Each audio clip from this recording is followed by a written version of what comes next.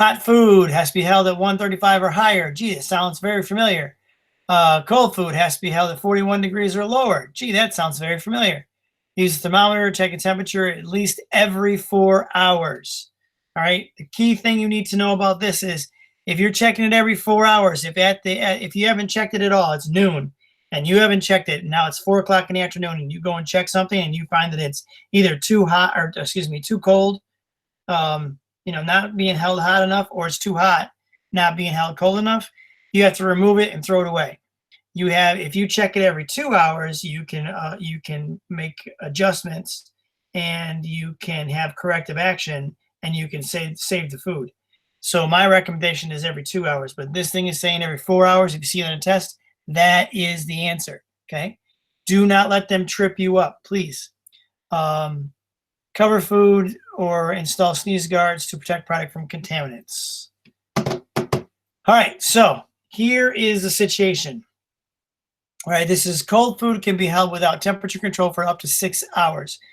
Imagine, if you will, that you're going to go and you're going to do an off-party event, or you guys all went to Greenwich Academy, or most of you did. Let's say we're going to do, I've been there before, we've done events, we park the bus and we walk between the two buildings and came up to the dining room. Where we were walking is where they would set a buffet up outside. So if you set a buffet up outside and you don't have any refrigeration to hold your cold foods, you have 6 hours, but there's some parameters. One, it has to be, what's the heck? Wrong way. Okay. It has to be at 41 or lower when it's removed and put out. All right. So it's already at 41, and it'll take a longer time to get to the temperature danger zone. Two, it cannot exceed 70 degrees Fahrenheit. All right. So the example I just gave you, if you're going outside, and today's a decent day to do this because it's supposed to be mid 50s, lower 60s. So the chances of this stuff really getting to the danger zone are slim. But if you're having, let's say it's a wedding, and they're producing this wedding and they're putting it out for 2 o'clock in the afternoon in the middle of August, the chances of it being 90 to 100 degrees outside are pretty good. So that food sitting in the danger zone, you can't allow it to get over to 70 degrees, because then that destroys the whole 6 hour thing. All right. Has to be labeled. So if I was doing this, see how these labels are here on the end of the pan? If I was doing this pan right here on the end would have the label on it that said what time I put it out, so I know what time it needs to be thrown out. And then it has to be sold, thrown out, eaten, whatever, within 6 hours. All right. The same thing is for hot foods, except for you only have 4 hours. And the same kind of a guideline exists where it has to leave whatever you're putting it out. It has to leave that oven or that hot box at 135 degrees before it's put out.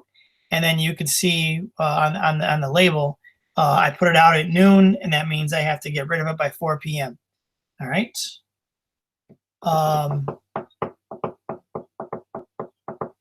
So I do not have a plate here. I had one before, but I put it back actually, no, I don't.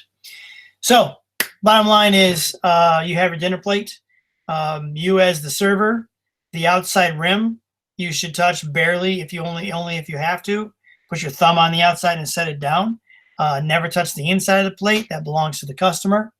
Hold cups by the bottom or by the handle, or carry glasses by the bottom. Never stick your fingers inside the glasses and carry them around, especially if you're setting the tables. Try to keep your hands and your fingers, especially with what we're going through now, away from the surface contact area that's going to touch the person's mouth. So if you're handling the silverware, I want you to hold it by the bottom part, not the part where you're going to put it in your mouth, by your bottom part. Use long utensils such as tongs to scoop food. Never allow your hands to come in contact. Try to minimize your bare hand contact with RTE foods. And then scoop ice with a utensil, not a cup. Never take your glass and stick it in the ice machine. If that glass breaks inside the ice machine, now you have to clean out the entire ice bin. Plus, if you use anything but the scoop, if you put your hands in there, now you can contaminate the whole ice because you have dirty hands. All right, so never reserve food. Last year, I worked at a camp during the summer, and what they wanted me for was they had kids that were gluten free, dairy free, sugar free, vegans, vegetarians, and there was one other thing too. I forget what else. There was one other thing. I had to make my job was I worked every other day or every other day, and I would make these things. So when it came time for them to have their specialty items, they were all lined up, and all they had to do was just heat them up and put them out. But I was shocked when I was standing there watching. They did everything family style. So these big platters of things would go in the window. So if they were doing like make your own wrap, they would put a platter of cold cuts, and they would put a basket with wraps, and they would put a big bowl of potato chips, and they would put all the condiments, mustard and mayo and that kind of stuff up in the window, and then the kids would come up and they would grab for the individual table one platter of each and go back to their table for 10 people, and they would all make their little sandwiches off the platters. No big deal there. Nothing's wrong there. But the problem that I had an issue with was they would bring all their stuff back to that main window. So all the chips that came back got dumped into one big bucket. And the next time they had a service that had chips, they would use those chips first. Well, once something has hit the table, you don't know what somebody has done. They could have touched it. They could have sneezed on it. They could have, you know what I mean? All those things, you can't reserve something, but yet that's how they were doing it. I was just there to do my job. I didn't get involved, and I wasn't going to tell them how to do their thing. And I know it was all about money, but you can't do that. So if you send this roll, this basket of rolls, and you have 2 little cups of butter that are piped butter in there that are exposed, and it goes to the table, I don't care if they looked at it and didn't touch it. You can't reserve it. This plate garnishes. There's a guy, and I forget the name of the place. It was like a gourmet burger place in Stanford, and one of my kids down there at Wright Tech was working there. And he said, "Oh, you should come. You should come." And I was like, "All right, I'll come." He gave me the address and everything like that.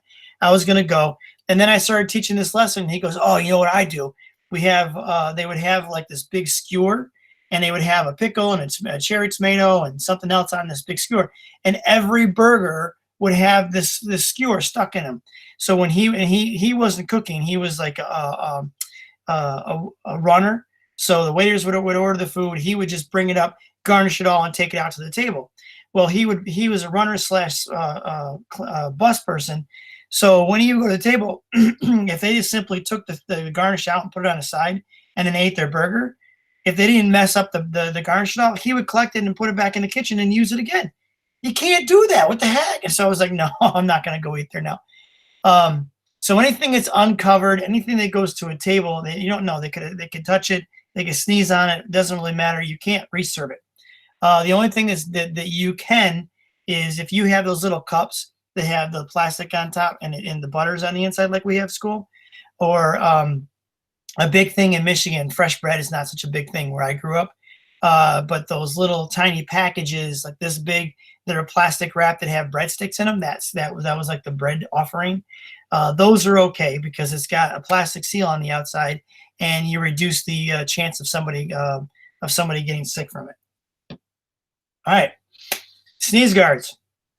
A common question that I get is if you go to a huge hotel or resort, they almost always have Sunday brunches, but there's tables that are brought in and set up. In our dining room, a lot of times we'll have banquets and they bring in tables, we set them up, we set up the buffet, but there is no sneeze guard. The reason we can get away with that is because it's not built in. Once you build a buffet, you must have a sneeze guard, and these are the parameters. It has to be, the thing has to go at least 14 inches above the food, and the glass part needs to extend at least 7 inches past the food. Everything on the buffet is supposed to be labeled.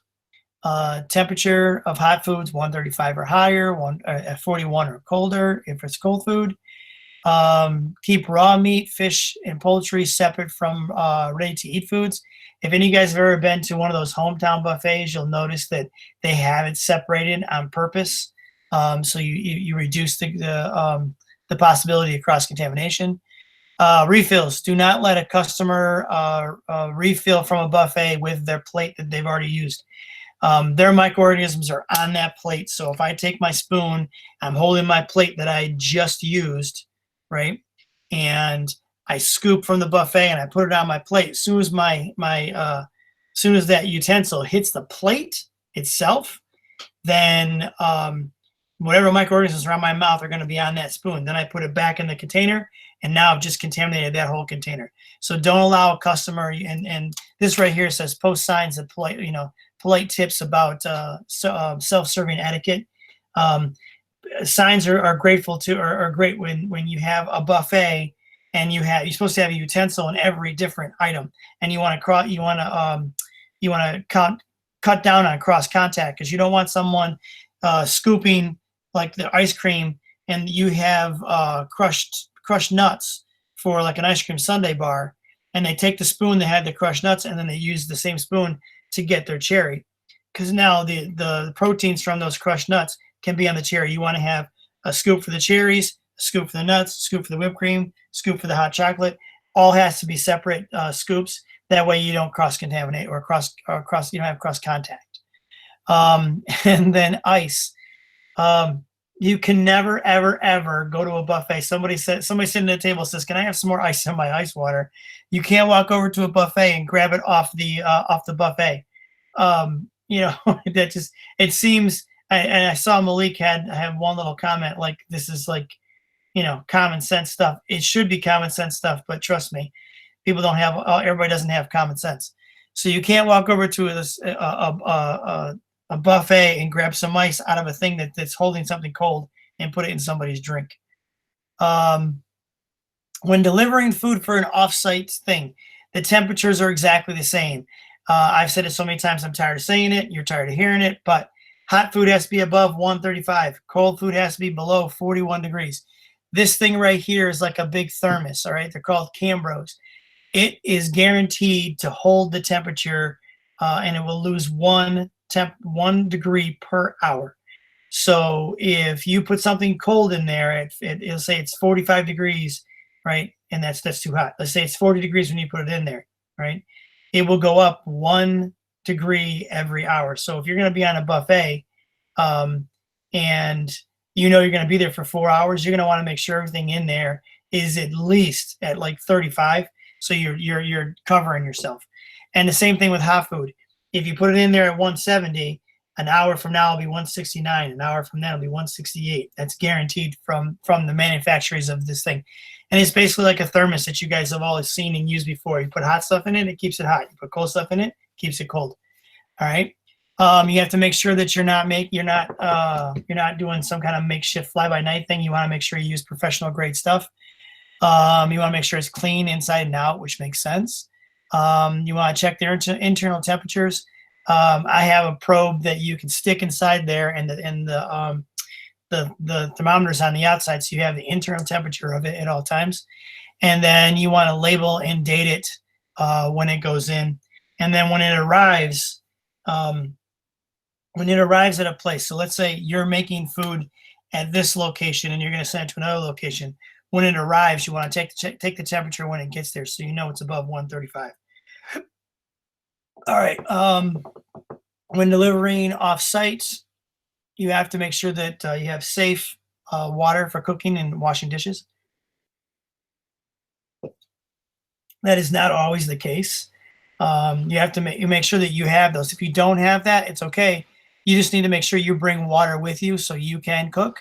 And then you need to make sure you bring enough china and glassware so you don't have to worry about washing during the party. So if it's a party for 50 people, you better bring at least 300 glasses, because you can't reuse the glasses and you can't wash the glasses because you don't have the proper dishwashing facilities. And it's perfectly fine to spray stuff off, stack it, and bring it back to your facility and wash it there. And then off property catering, you have to make sure that you keep your garbage containers away from your food prep areas and your storage. And then in transport, you want to make sure you store your raw meats and your seafood and your poultry away from your RTE foods so you don't have any cross-contamination or cross-contact.